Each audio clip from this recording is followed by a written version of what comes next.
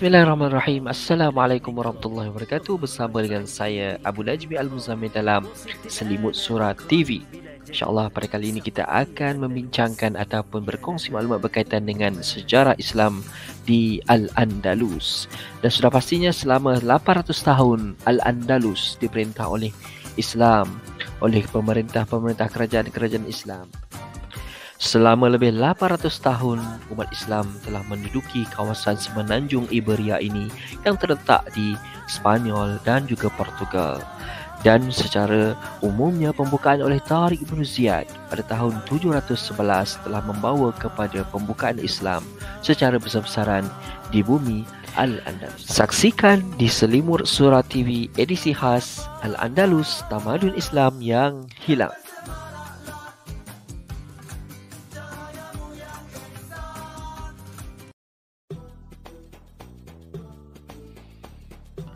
Kota Shatiba merupakan sebuah kota tempat kelahirannya imam yang dikenali sebagai Imam Ash-Shatibi.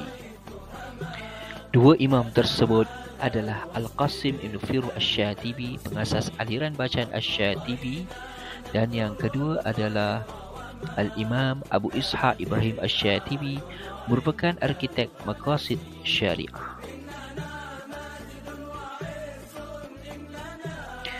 Masjid Mertola merupakan sebuah masjid yang dibina di Bija, Portugal, dan kini sudah berubah menjadi sebuah gereja.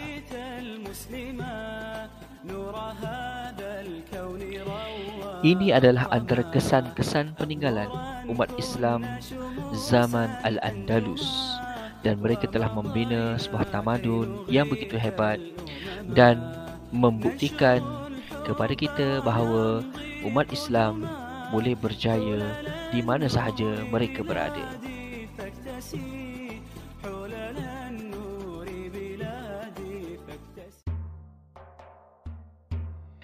Selepas kewafatan baginda Nabi Muhammad sallallahu alaihi wasallam pada tahun 10 Hijrah bersamaan dengan 632 Masihi, Islam telah sampai ke bumi Spanyol pada tahun 92 Hijrah, iaitu 80 tahun selepas kewafatan baginda Rasul. Pada hari ini, mengapa Al-Andalus dilupakan?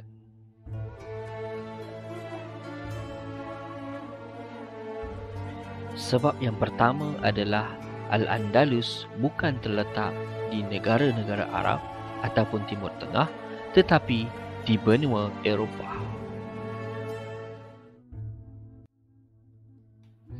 Gerakan Reconquista dan Perang Salib telah membawa kepada kejatuhan Al-Andalus selain daripada kerapuhan kerajaan Islam di bumi Al-Andalus. Banyak kesan-kesan tinggalan Islam telah dimusnahkan dan dihapuskan, termasuklah buku-buku, kitab-kitab keilmuan yang menjadi keagungan ketamadunan Islam. Selain daripada Al-Andalus, banyak lagi tempat-tempat tamadun Islam yang hebat seperti Baghdad, kota Kahirah dan sebagainya.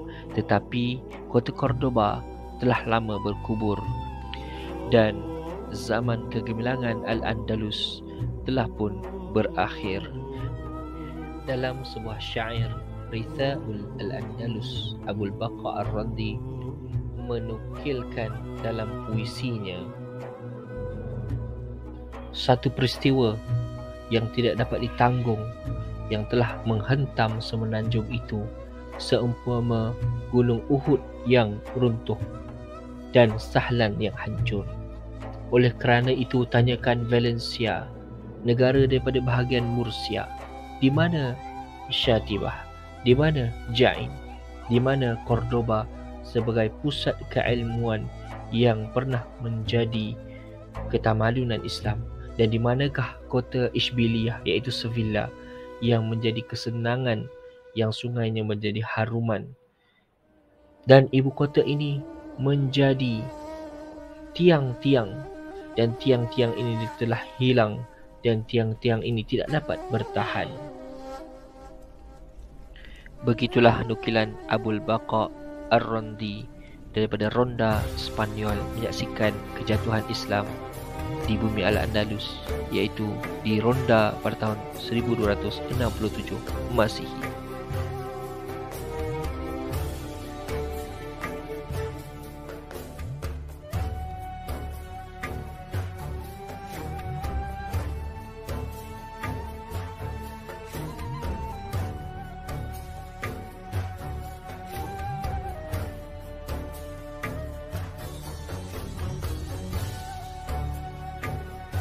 Kemegahan, kekayaan, keselesaan yang dirasai akhirnya membawa kepada kelalaian mereka kepada Allah Subhanahu wa taala, dan bala ujian menimpa umat Islam Al-Andalus.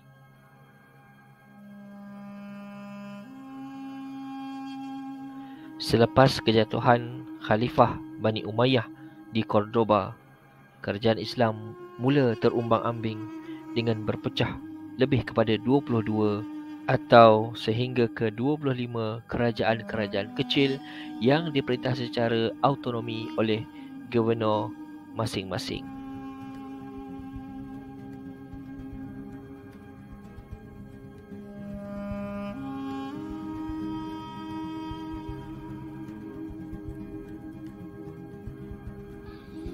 Masjid adalah jantung kepada sesebuah negara, dan kota Cordoba jantungnya adalah Masjid Cordoba. Hancurnya Masjid Cordoba, maka hancurlah kota tersebut.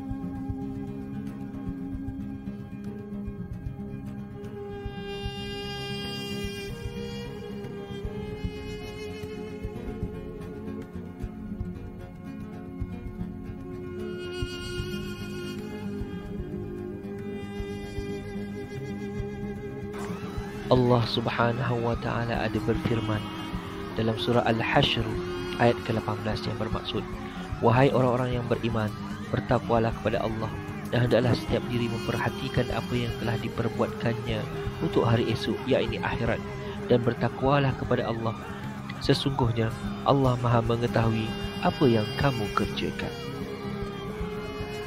Jangan lupa like dan subscribe dan tekan loceng untuk episod Al-Andalus Tamadun Islam yang hilang.